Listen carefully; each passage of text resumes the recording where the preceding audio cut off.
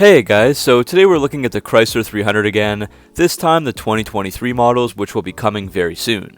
I've been doing this for years. I think I started the lineup overviews in 2018, and it looks like this will be the last one done for the 300. First introduced as a 2005 model, here we are with the 19th model year, still riding on a variation of that LX platform. The car is certainly aged, and some might call it a dinosaur, but it's been a monumental vehicle for Chrysler, and any Mopar fan will cherish these cars for many years to come. As we do every year for many Mopar vehicles, we're going to go over the lineup and see what has changed for the year, looking at things like trim levels, engines and transmissions, colors, standard features, and changes from 2022. You'll find the video outline on screen, and let's get right into it. Before we talk about the Chrysler 300, I want to give you guys a unique opportunity, and it's Mopar related. I've partnered with veteran-owned small business GetEnteredToWin.com to bring you guys an awesome chance to win this 2004 Dodge Ram SRT 10 truck that you can see on screen. Yes, that's the one with the 8.3-liter Viper V10 engine under the hood, with 500 horsepower and 525 pound-feet of torque. This is a regular cab which has a 0 to 60 time in just 4.9 seconds, allowing you to keep up with most cars, let alone trucks. I even reviewed one a couple months ago on the channel. All you need to do is click the link in the description or go to getenteredtowin.com/marspeed and buy a mug. So not only do you get the cool mug, but for each one purchased, you get a chance to win this beautiful and muscular Ram SRT 10. And you're also supporting the growth of my channel and allowing me to continue delivering Mopar content to you guys. So click the link in the description, go to getenteredtowin.com/marspeed, buy a cool mug, and get your automatic entry and a chance to win the amazing 2004 Ram SRT 10. Thanks for the support and good luck. Seeing how Chrysler handled the 300 is definitely frustrating, as in my opinion they have neglected this model big time. Sales have slowly been falling since 2014, down to just 7,581 for 2022 in the United States. It was still decently popular right up to 2018, selling well over 45,000 units per year, but Chrysler never marketed the vehicle, they didn't upgrade it in any way, and literally left it unchanged without any improvements. So it doesn't make much sense to me for such an iconic car. We already know that this is the last year for the 300, but what we don't know is if it will get a next generation vehicle and live on as an EV or hybrid. We will have to wait and see for that, as all we have really heard about the future is some iteration of the Chrysler Airflow will be coming around 2025. So the first thing to look at is the lineup, and finally there's something new here. There's 4 trim levels: Touring, Touring L, 300S, and the new 300C. V6 models come with rear-wheel drive standard and all-wheel drive optional, but note that all-wheel drive is still not available with either of the Hemi V8s.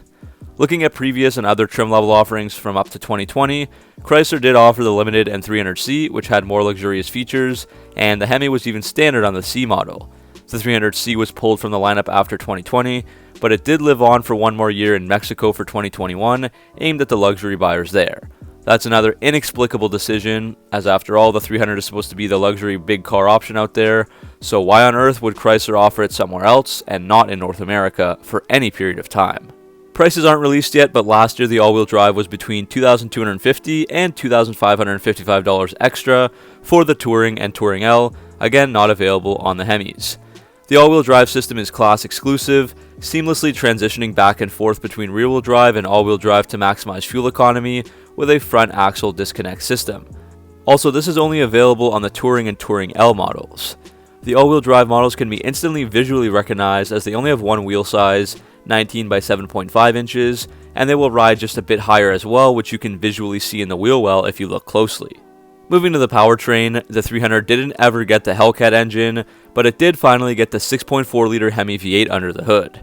As of now, the 300 is the only vehicle in the large car sedan segment to offer both V6 and V8 engines with a standard 8-speed automatic, but that's only because there aren't many large sedans left these days, and most of the manufacturers are switching to smaller engines or pulling out of the sedan market. All the models will come standard with the TorqueFlite 8HP70 8-speed automatic transmission and the 3.6-liter Pentastar V6. That means 292 horsepower and 260 pound-feet of torque on the V6, but the SV6 does have an engine calibration and sport-tuned exhaust, which gives it a small 2.7% increase in power, up to 300 horsepower and 264 pound-feet of torque. The V6 are good for a 0 to 60 in 6.3 seconds and a quarter mile in 15 seconds flat. Gas mileage is really solid as well, rated at 19 city and 30 highway for rear-wheel drive, and 1827 for all-wheel drive. The S is the only model where you can add the legendary 5.7 liter Hemi engine, which is good for 363 horsepower and 394 pound-feet of torque. That engine will cost you around $4,000 extra on the S. The V8 is a good bit faster than the V6, 0 to 60 in 5.3 seconds and the quarter mile in 13.8 seconds, but there's no all-wheel drive option. Gas mileage for the Hemi is rated at 17 city, 25 highway. As mentioned, the new 300C gets the 6.4 liter Hemi V8 with 485 horsepower and 475 pound-feet of torque, and the 8-speed automatic. Performance will be similar to the other 6.4 liter vehicles, like the Charger Scat Packs, with a 0 to 60 in 4.3 seconds, quarter mile in 12.4 seconds, and a top speed of 160 miles per hour. Gas mileage here drops down to about 15 city, 24 highway. Next we'll look at some colors. So Chrysler is offering just two interior colors for the seats, black and linen. Colors of the past like smoke and radar red are long gone. Looking at the exterior paint, Chrysler is leaving all 6 options from last year on the table: bright white, frostbite, gloss black, granite crystal, silver mist, and velvet red. So nothing changes there. Note that the 300C can only be ordered in bright white, gloss black, and velvet red, and not the other 3 colors. Now, what's new for 2023? There's not a whole lot to add, as Chrysler has slowly been trickling down more premium features to the lower end models, reducing the visual gap between, say, the 300S and the Touring L. This year, the Safety Tech Plus group is now available on the entry-level Touring model. This was typically a $2,395 package, adding features like a heavy-duty alternator, 276-watt amplifier with 6 premium speakers, and a slew of safety features like adaptive cruise control, forward collision warning, lane departure warning, and a bunch more. The final and most substantial change is the addition of the 2023 Chrysler 300C Special Edition model, which we'll talk about in just a minute. So now I want to spend time looking at the more premium models, the 300S and 300C. So let's do the S first. Chrysler used to offer a red S appearance package, but it's been standard for 2 years now since 2021. So all the S's will have gloss black front and rear fascia trim, black noise exterior badges, a red insert on the Chrysler winged badge, a red S badge on the trunk, and 20 by 8 inch black noise wheels. Inside, the 300S is upgraded as well, as it comes standard with paddle shifters, sport mode, performance suspension, leather face sports seats, and exclusive piano black accents. The S also gets the option of a 9-speaker Alpine audio sound system with a 506-watt amplifier and subwoofer mounted in the trunk. This is still the only model where you can add the 5.7 liter Hemi V8, although the V6 is still the standard engine. The Touring trims are V6 only, and the C trim is the 6.4 liter Hemi only. The S gets Sport mode, which reduces the shift times from 400 milliseconds down to 250, increases the engine and throttle responsiveness, and gives you firmer steering. There's also electric power steering with 3 different driver selectable modes: normal, comfort, and sport. To help with the handling, the S has a performance-tuned suspension with increased spring rates, stiffer steering and bushings, and the Hemi models will get larger sway bars. Next we can move on to the new top model in town, the 300C. I see this model as a mashup of the 2020 and prior 300C and the 2015 and up SRT. If you weren't aware, the 300 SRT8 did get cancelled in North America after 2014, but from 2015 and onwards, several regions around the world were still able to order the newer SRT, like the Middle East and Australia. We already talked about performance, as it has the 6.4 liter Hemi with 485 horsepower and 475 pound-feet of torque. There will be just 2,000 of these made for the US and 200 for Canada, at an MSRP of $55,000 US. When compared to a 300S with a 5.7 liter, the 300C does gain some other performance features, such as 4-piston Brembo brakes, a 3.09 limited slip differential, active damping suspension, and black exhaust tips that are paired with the active exhaust underneath the car, that has the valves that open and close to show off the throaty noise of the Hemi. As for the exterior, there's a new tricolor 300C badge that's used on the grille and deck lid, black chrome accents, and black headlight and taillight bezels. Chrysler used 20 by 9 inch forged wheels here. Inside the 300C, Chrysler basically took the 300S interior, but added several features. So this 300C gets black Laguna leather seats, so those seem like they're pretty much identical to the ones that are found in the Hellcat Chargers and Challengers, and they get embossed with the new 300C logo and silver accent stitching. The stitching continues on the doors and instrument panel.